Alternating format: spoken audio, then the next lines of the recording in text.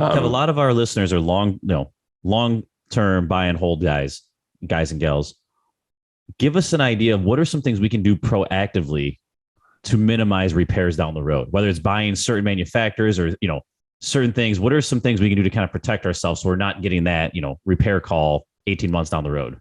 Yeah, it's a great question. I lean towards, and a lot of my landlord, people holding properties, a lot of the property managers, I like the GEs, I like the Bosch's for a little bit higher mid-end. I think they're building for a good longevity. I think appliances, are not going to last 40, 50 years like they did. Nothing's built to last the way it used to be. And I think a good life on appliances now is 10 to 15 years, 10 to 12 years is what most manufacturers in that level are building for. We do see a lot of these newer companies like the LGs and the Samsungs, these Korean electronics companies that have all the beautiful features. They have the TV in the door. They have all these great things. Problem is we see more and more service issues in a much shorter lifespan on some of that product.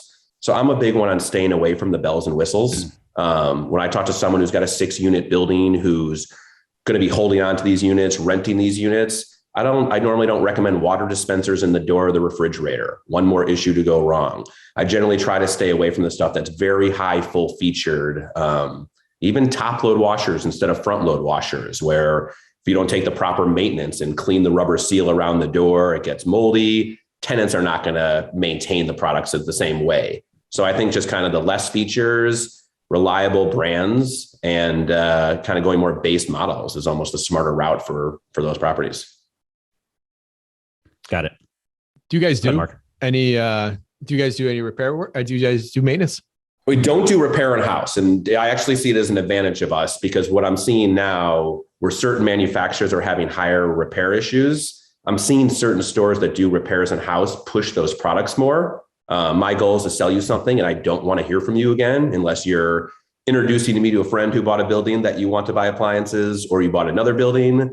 But I don't want you to call me that your appliances are broken because your tenant's unhappy, you're unhappy, my team's unhappy because it's more work.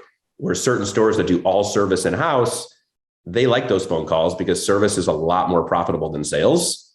And I guess that leads me to on a product when there is an issue, I also don't think anyone wants the store that sold them the appliance to come out and repair that same product. If it's me and I'm under warranty, I want GE to come out and tell me why there's something wrong with my refrigerator.